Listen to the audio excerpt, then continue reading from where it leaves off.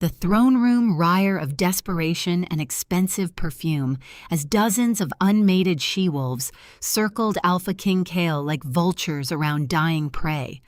Alira pressed herself deeper into the shadows behind the stone pillar, counting her breaths. The meditation technique was the only thing keeping her wolf Lyca from breaking through. In for 4, hold for 4, out for 4. Don't shift or he'll smell you. She repeated the mantra that had kept her alive for 2 months in the palace. Don't shift. Don't let Lyca surface. Don't let anyone catch your scent. Being a rejected Omega in the Crimson Mountain Pack's palace was dangerous enough. Being a rejected Omega whose true mate had cast her aside without even looking at her. That was a death sentence if anyone discovered the truth. Lady Vivian, how lovely. Kale's deep voice carried across the hall, polite but distinctly cold. The blonde practically purred as she touched his arm, her emerald dress worth more than Alira would earn in 5 years. Alira scrubbed harder at the bloodstain on the marble, a leftover from yesterday's challenge fight. Another dead alpha who thought he could take Kael's throne. Another reminder of how violent their world had become since the curse began spreading through the packs.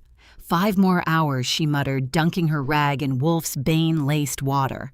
5 more hours until this gathering ends. The curse was why they were all here. For 6 months, wolves had been losing their ability to shift, becoming trapped in either form permanently.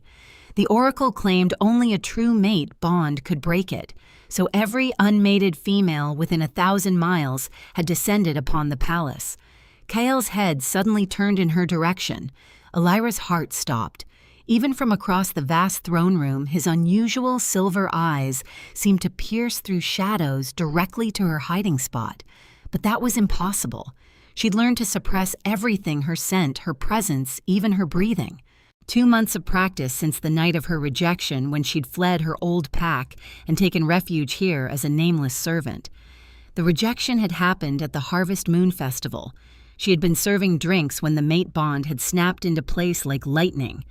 But Kael had been drunk, surrounded by beautiful she-wolves, and when his beta Darius had asked if he'd felt anything strange, Kael had laughed and said, "I reject whatever cosmic joke the moon goddess thinks she's playing. I'll choose my own mate, not have one forced on me by fate." The words had shattered the bond before it fully formed, leaving her with a gaping wound in her soul that still hadn't healed. He'd rejected the concept of having a fated mate without ever knowing she existed. "Your Majesty." Beta Darius approached the throne, his expression grave. "We have a situation." Alira watched Kael's jaw tighten imperceptibly. To everyone else, he probably looked perfectly composed. But she'd spent 2 months memorizing every micro-expression. Something was wrong. Ladies, Theon addressed the room with that practiced smile that never reached his eyes. "Please excuse me." As he stood, Alira caught something else, a slight sway, his hand gripping the throne's armrest a fraction too long. Was he ill? Who cares? She told herself firmly. He's not your problem. But Lyca wed inside her mind, sensing their mates' distress despite the broken bond. "Alira!" A sharp voice made her flinch. Mira, the head servant, stood over her with disgust. "You missed a spot." "Yes, ma'am," Alira mumbled, keeping her head down. "Pathetic," Mira sneered. "Can't shift, can barely clean. What kind of wolf can't even shift?" It was the lie Alira had told when she'd arrived, that she was cursed, trapped in human form. Better that than the truth. "The Alpha King's private study needs cleaning," Mira commanded. "Now, and if you disturb anything, you'll be thrown to the rogues." Alira's blood ran cold. Kael's study meant being surrounded by his scent, torture for her wolf, who still yearned for their mate despite everything. As she gathered her supplies, a commotion erupted near the throne. Kael had returned, but something was wrong. His face was pale, and Darius was supporting his weight. Interesting. A voice purred nearby. Lady Alda from the Northern Peaks Pack stood watching, her eyes calculating. "The mighty Alpha King doesn't look so mighty now." Before anyone could respond, Kael's knees buckled. He caught himself on Darius, but his breathing was labored. "Your Majesty," Darius urged quietly. "Perhaps we should." "I'm fine," Kael growled, but his voice lacked power. He took a step forward and stumbled. That's when Elira smelled it. Nightshade and silver poison masked under cologne, but unmistakable to someone who'd grown up learning herbs from their grandmother. Someone had poisoned the Alpha King. Without thinking, she dropped her bucket. The crash echoed as dirty water spread across the marble. Every eye turned to her, including Kael's unfocused silver gaze. "You," he breathed, and for one terrifying moment she thought he recognized her. But then his eyes rolled back and the Alpha King collapsed. Elira moved before her brain could stop her, catching him before his head hit the marble. His weight drove her to her knees, and suddenly she was cradling the most powerful wolf in the territory. "Don't you dare die," she whispered, checking his pulse. Still there, but weak. "Step away from the Alpha," Darius commanded. "He's been poisoned." Elira said, her voice stronger than it had been in months. "Nightshade and silver. If you move him wrong, it'll spread faster. How could you possibly? There's no time. Get the healer now and nobody else drinks or eats anything." The throne room erupted in chaos, but all Elira could focus on was Kael's face, even poisoned. He was beautiful. Dark hair falling across his forehead. Sharp cheekbones, lips that had spoken her rejection without knowing it. Lyca howled in anguish, desperate to save their mate. The urge to shift, to let her wolf's healing abilities help him, was overwhelming. But if she shifted, everyone would smell her true scent. They'd know she was his rejected mate. "Please," she whispered, holding him closer. "Please hold on." His eyes fluttered open for just a moment, silver meeting brown, and his lips moved. She leaned closer. "You smell like home," he murmured, before losing consciousness again. Then she noticed it. Blood on Lady Seraphine's shoes. Fresh blood that smelled like yesterday's dead challenger who had been Seraphine's brother. The palace's medical wing erupted in controlled chaos as healers swarmed the unconscious Alpha King. Elira found herself pushed aside, forgotten exactly where she preferred. But she couldn't leave. Not when she could see what others were missing. "His breathing is too shallow," Elder Oren, the head healer, muttered. "This poison, I've never seen anything like it." Elira bit her tongue. She had seen it. Her grandmother had shown her this exact combination before she died, a recipe from the old wars designed specifically to kill alpha bloodlines. "Where's that servant?" Darius's voice boomed. "The one who caught him." Elira tried to shrink into the shadows, but Darius's hand found her shoulder. "You knew it was poison before anyone else. Explain." "I grew up near the Deadlands," she lied quickly. "My grandmother taught me to recognize poisonous plants by smell. Convenient, Lady Aldous said, having talked her way into the medical wing. A servant who just happens to know about rare poisons. Perhaps she's the poisoner," suggested Lady Vivian. Before Elira could defend herself, Kael convulsed on the bed. Black veins spread up his neck like spider webs. "He's shifting," Elder Oren cried. "The poison is forcing a shift. But if he transforms now, it'll tear him apart from the inside." Elira finished without thinking. "And you know this, how?" Darius demanded. "Does it matter?" a voice interjected. Lena, another servant and her only friend here, stood in the doorway. "She's right, isn't she?" Kael's body, contorted bones cracking, his fingers elongated into claws, then snapped back to human form.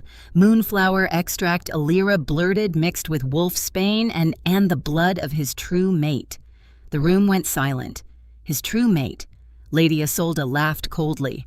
The Alpha King famously rejected his mate bond months ago. He announced it publicly. Elira's heart clenched. Then someone who loves him truly. Sometimes that's enough. I'll do it. Lady Vivian stepped forward. "You've been throwing yourself at him for years." Darius cut her off. "That's not love. That's ambition." As they argued, Elira noticed the black veins were avoiding one area, a spot over his heart, the same spot that burned on her own chest since rejection night. "We need to act now," Elder Oren announced. "I'll prepare the moonflower extract. As for the blood, well, try everyone. Everyone." Lord Valric Seraphine's father had arrived. Surely not the servants. Our wolves, too. Commander Naira of the Royal Guard entered, her scarred face grim. "If there's even a chance one could save our king." "This is ridiculous," Valric snarled. "My daughter should go first." A crash interrupted. Kale had convulsed so violently he'd fallen from the bed. Alira moved instinctively, catching his head. The moment her skin touched his, the black veins retreated slightly. "Everyone saw it. You?" Darius breathed. "When you touch him, it helps." "Why, I don't know," she stammered. "The servant will give blood first," Commander Nera decided. "This is outrageous," Lord Valric roared. "Your daughter who had blood on her shoes," Alira said quietly. The room froze. "What did you say?" Commander Nera's voice was deadly soft. Alira looked at Lady Isolde, whose face had gone pale. "When the Alpha King collapsed, she had fresh blood on her shoes. It smelled like yesterday's challenger, her brother." The room erupted. Guards surrounded Seraphine. "You're lying," she snarled. "Is that why you're here?" Commander Nera asked coldly. "To avenge your brother," he challenged fairly. Valric protested. "So you poisoned him?" Darius's voice was dangerous. As they argued, Alira felt Kale's temperature spike.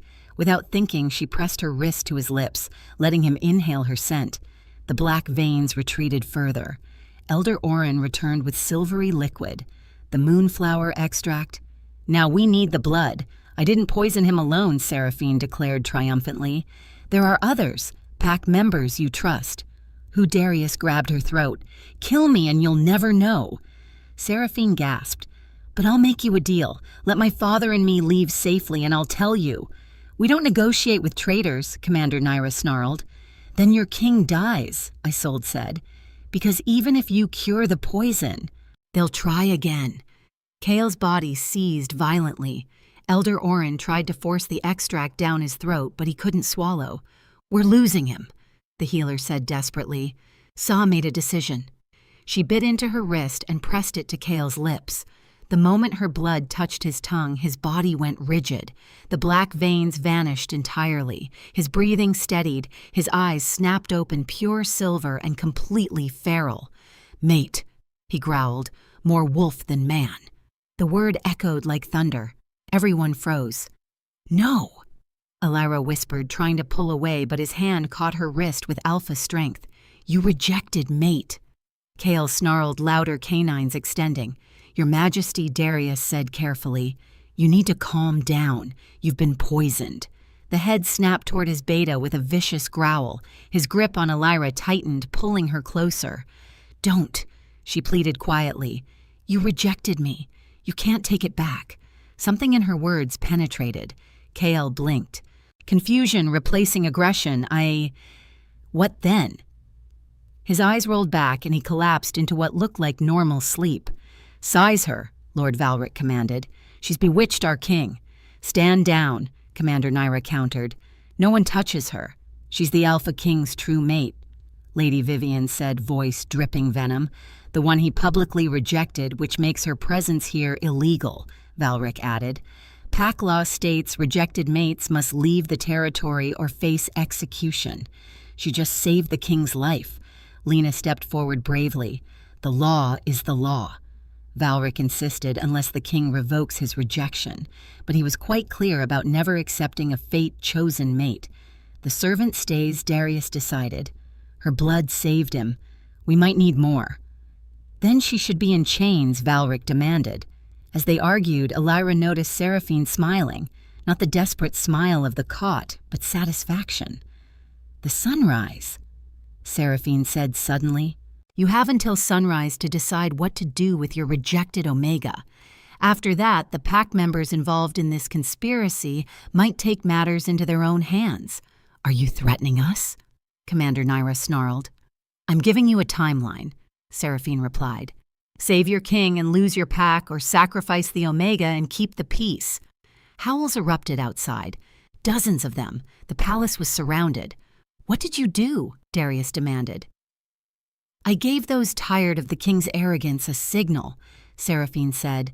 "They know he's weakened. They know his rejected mate is here, and they know pack law demands her death."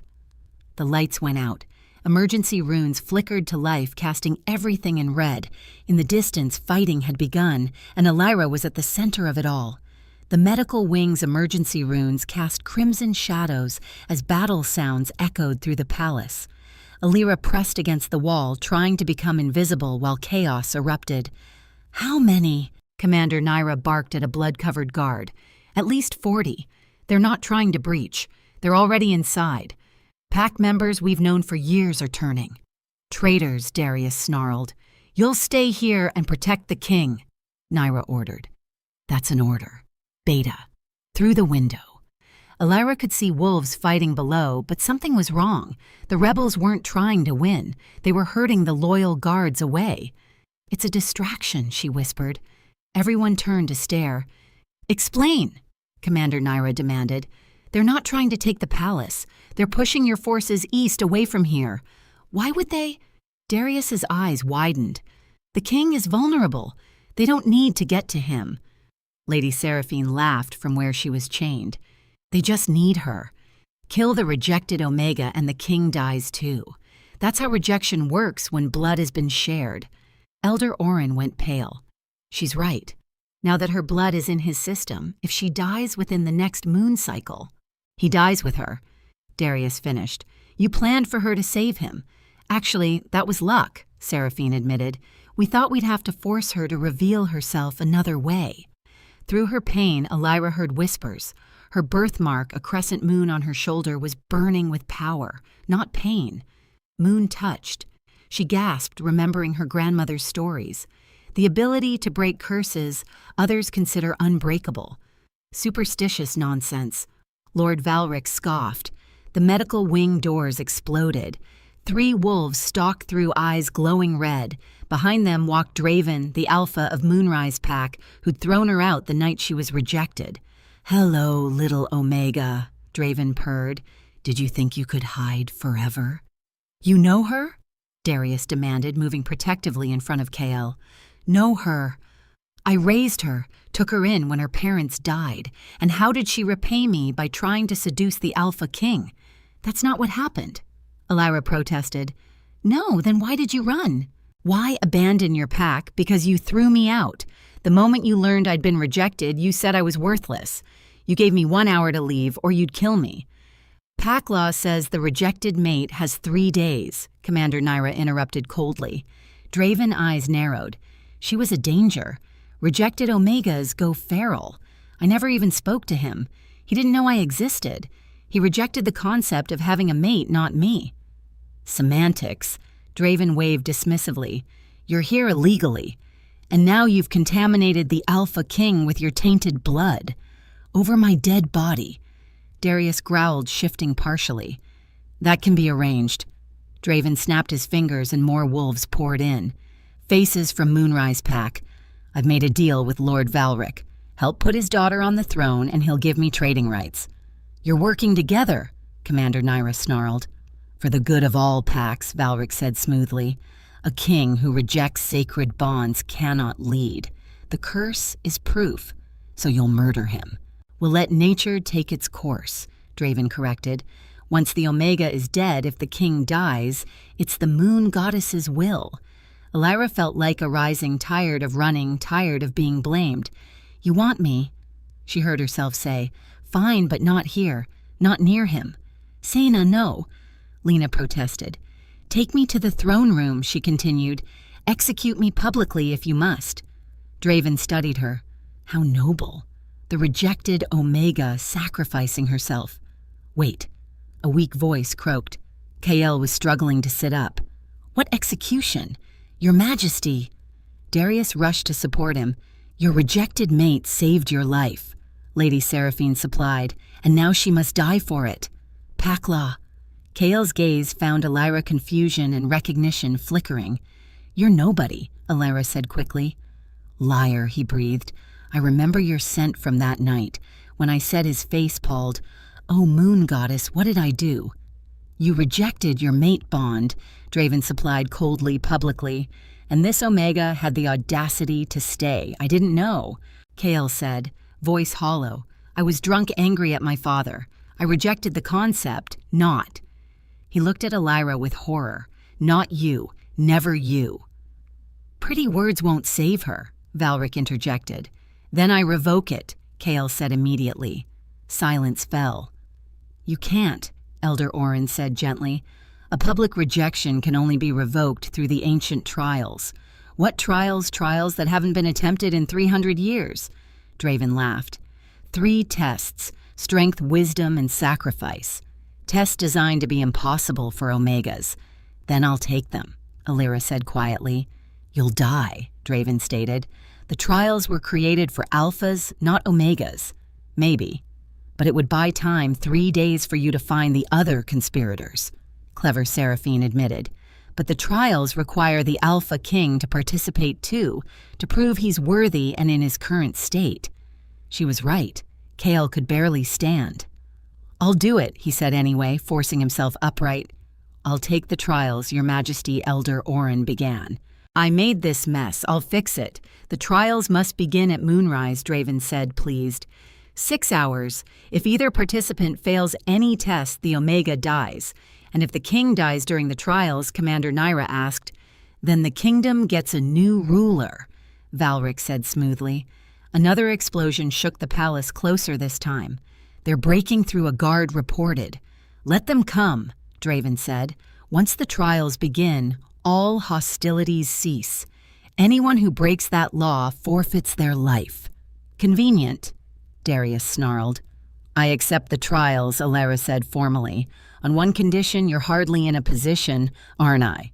Kill me now and the king dies. Your plans fall apart. Draven's jaw tightened. What condition? If I survive the first trial, you tell us who else is involved. Agreed, Seraphine said before Draven could refuse.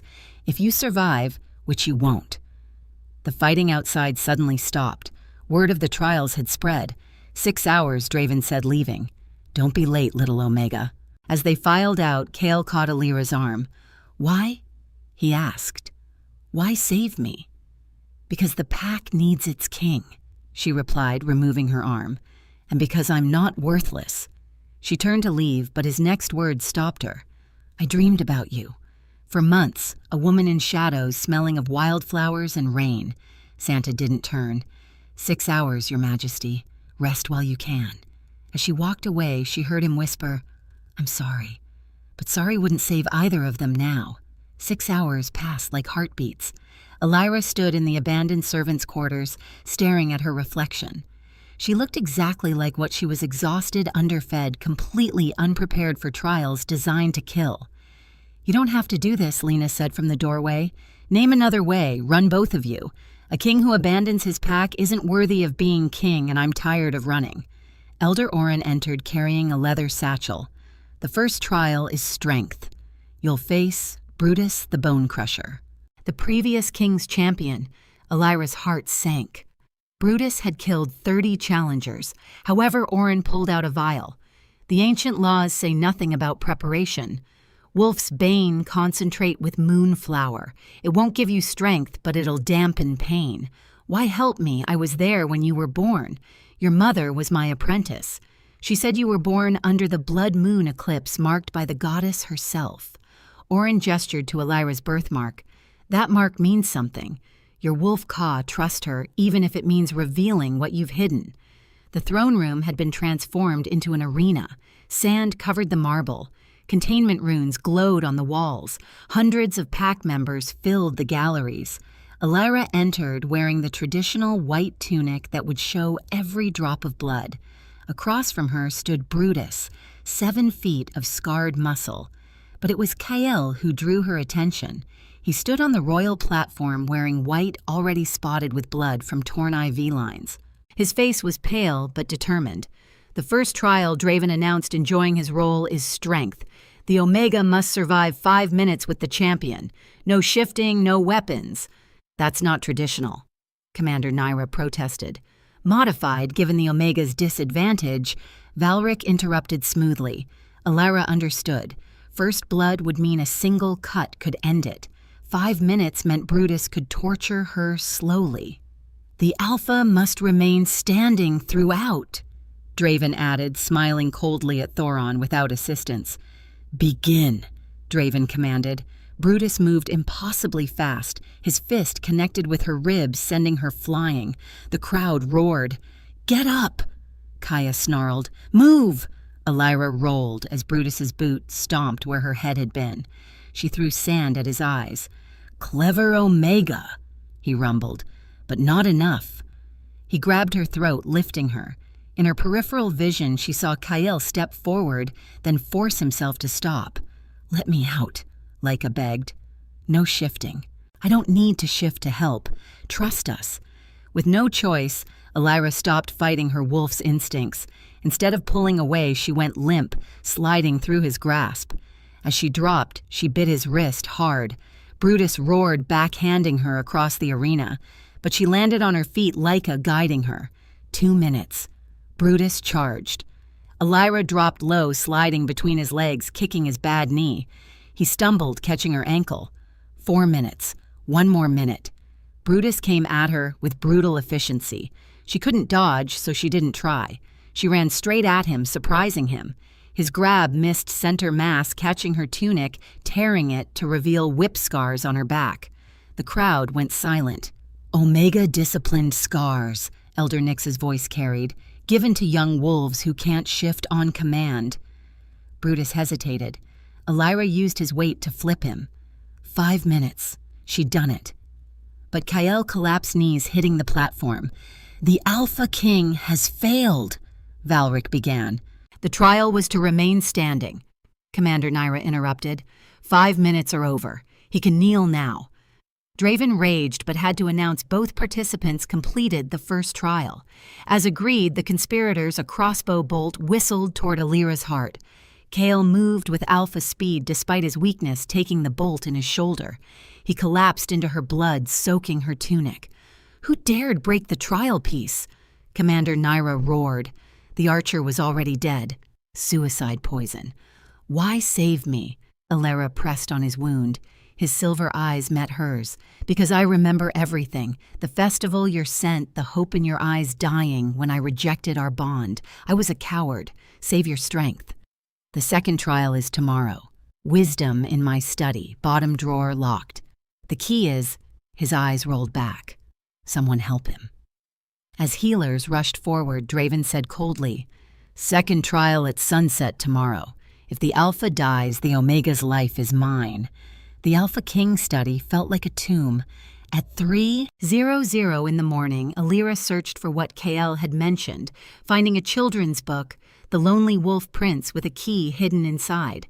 The locked drawer contained Kael's letter from the night of the festival. "I met her tonight. My mate, she smells like wildflowers after rain. When our eyes met, I knew my life had changed. But I'm a coward. Father threatens to disown me if I don't mate properly. How can I ask her to enter this world of betrayal? So I rejected the bond. The moment the words left my mouth, I felt something tear inside me. I've made a terrible mistake." Beneath were investigation files. Kael had been investigating the conspiracy for months. One name made her blood freeze. Mira, the head servant who'd been poisoning his food slowly to weaken him. A floorboard creaked. Well, well. Mira stood in the doorway with a blade. The little Omega playing detective. "You've been poisoning him since his father died." Small doses of wolf's bane in his tea. Just enough to make him irritable, prone to bad decisions like rejecting his mate. "You manipulated. We gave him a push." Mira lunged. Elira dodged, but the blade sliced her ribs. She threw a bookend missing. "Did you know rejecting a true mate bond might trigger the curse we hoped? An Alpha King rejecting the moon goddess's gift might anger her enough to punish all wolves. You cursed innocent wolves to overthrow one king to reshape the hierarchy. No more alphas lording over omegas." Mira attacked again. Elira tripped but found a letter opener under the desk. She drove it into Mira's thigh.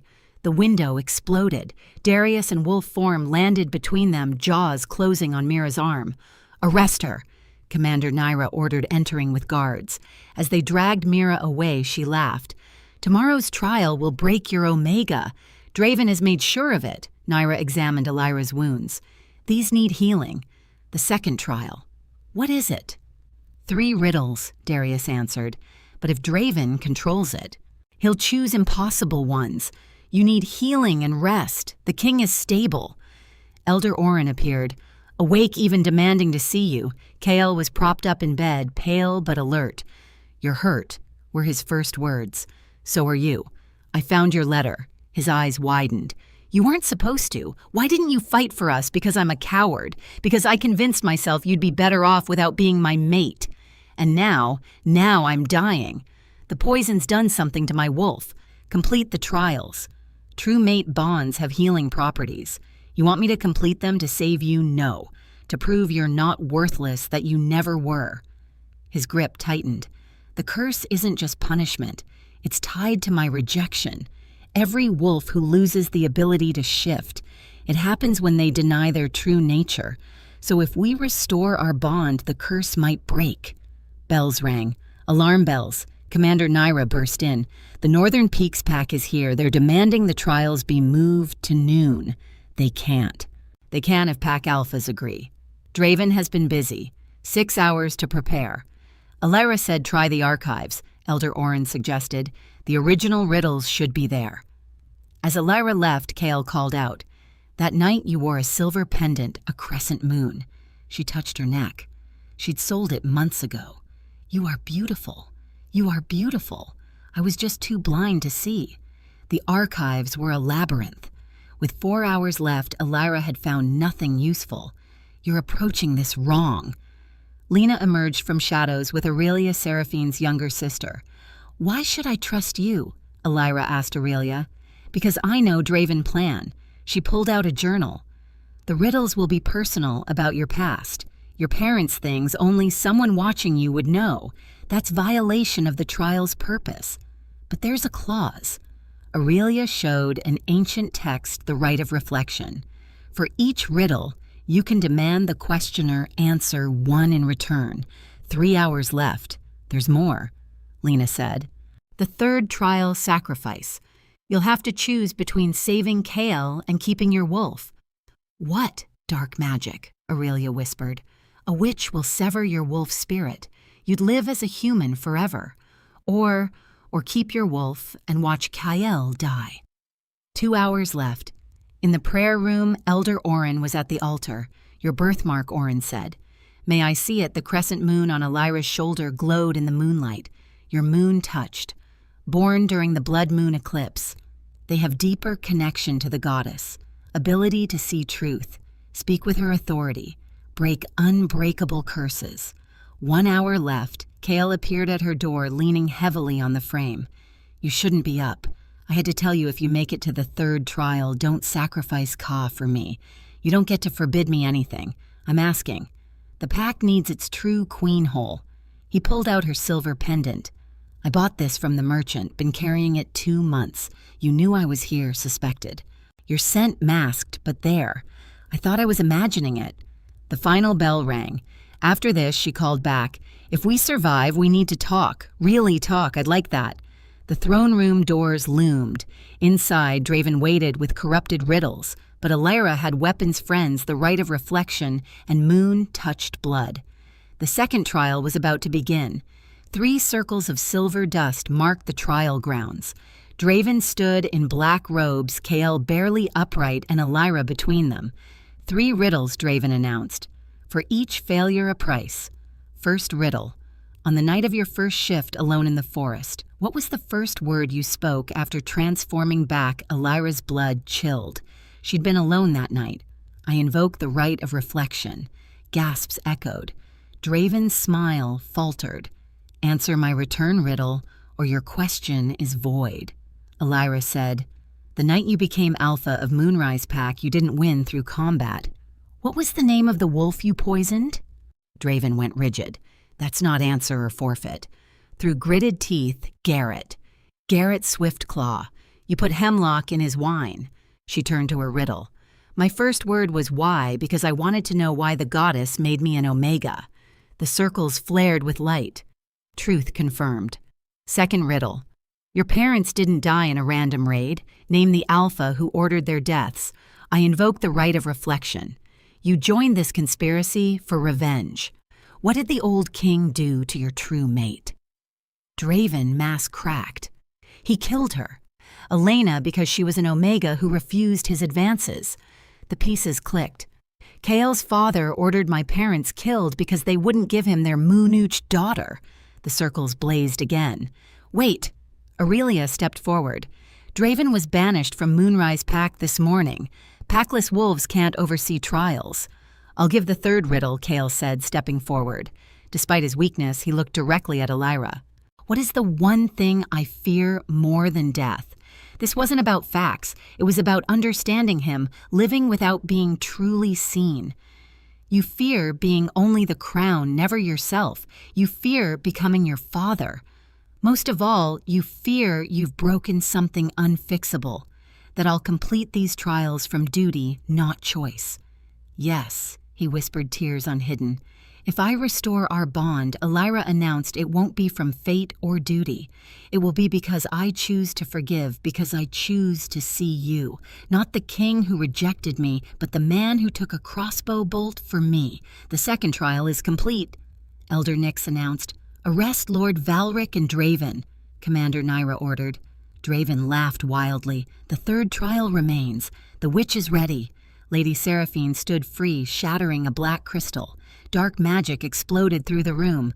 Elira felt Lyca being torn away. The trial of sacrifice. Release your wolf willingly or watch the king die. 60 seconds. Elira writhed, seeing Ka's form being pulled into visibility. A silver wolf with violet eyes. Don't let go, Lyca pleaded, but the birth arc burned with power, not pain. Moon touched Abel to break unbreakable curses. 30 seconds. Instead of fighting, Elira pulled the dark magic into herself. What are you doing? Seraphine shrieked. I'm Moonooched. You're using corrupted moon magic. The birthmark erupted with silver light purifying the dark magic. I choose neither option. I invoke the goddess's reclamation. The black magic turned silver white. Throughout the room, cursed wolves began shifting naturally again. 10 seconds. Elira reached Kael. The real sacrifice is my anger, my right to never forgive. The magic exploded outward as pure moonlight. In its wake, something rebuilt. Not the old bond, but something new, stronger, chosen. I choose to forgive, she said. Not because you deserve it, but because I deserve peace. Seraphine raised another crystal, but her own corrupted magic consumed her, turning her to ash. Silence fell except for transforming wolves, the curse breaking everywhere. The trials are complete, Elder Orin announced through tears. Kael fell to his knees. I'm sorry, so sorry. I know we have work ahead. This doesn't fix everything, but it's a start. It's a choice we'll make daily. Will you accept your place as our queen? Commander Nyra asked, as Luna Elira corrected, ruling beside him as equals. The age of alphas dominating omegas ends now. Dawn broke as transformation began, not just of laws, but understanding. Wolves trapped for months shifted freely. The conspiracy's grievances were revealed. They weren't wrong, Elira told Kael on the balcony. The hierarchy was cruel. It will change with you, beside me. Beside you, not behind. Tell me something I don't know about you. He said, I hate mornings. Trained myself to wake early because Omegas got punished for sleeping in. I'll make sure you never not special treatment. Understanding. Then teach me. Her birthmark glowed the crescent, becoming a full moon. Moon touched fully recognized. Elder Orin said, first in 300 years, things will change. Elira said, really change. Old hierarchies, Omega treatment. It ends together. Kael asked, together, but first you need a week of healing, and I need to learn to be Luna after scrubbing floors. You were never just scrubbing floors. Darius said, you know this palace, these people better than any noble-born Luna. Draven requests to speak with you, a guard announced. Tomorrow, Elira decided today is for healing. As the sun rose fully, Elira felt the weight of everything. No longer a rejected Omega hiding, but Moon touched Luna, catalyst for change. Ka, she asked internally, here always. We made the right choice. Forgiveness for our peace, not his. Kael squeezed her hand gently. Through their new bond, she felt his emotions, gratitude, love, patience. 6 months later, the summit of PS convened. Omega sat as equals at the high table. The proposition Elira announced crown-catching light is eliminating forced Mings based on rank. Madness, Alpharoth protested. My mate is Omega-born and Moonuched. Kael interrupted. Our future pups will carry both traits. Strength isn't just alpha blood. Your mate who rejected you, someone called. Yes, my greatest mistaken lesson. How many of us have done the same hands rose for the vote? Not all, but enough. Another law reformed in the gardens. Draven sat under guard, not executed, but serving learning alongside Omegas. Luna, he acknowledged. How are your studies enlightening? Elder Orin teaches true history, things previous alphas buried. The medical wing showed Aurelia working as Orin's apprentice. We've isolated the component in your blood that broke the curse. Evening came. In their shared quarters, Kael reviewed the Omega Education Initiative. How was your day? He asked, embracing her. Productive. Yours better now. They'd rebuilt trust through actions. The new bond hummed between them, chosen therefore stronger. There's something else, Kael said. The sanctuary for rejected wolves you mentioned. It's ready. He handed her a key. She kissed him, pouring gratitude into it. I love you, she said. And I love you, my mate, my equal, my Luna.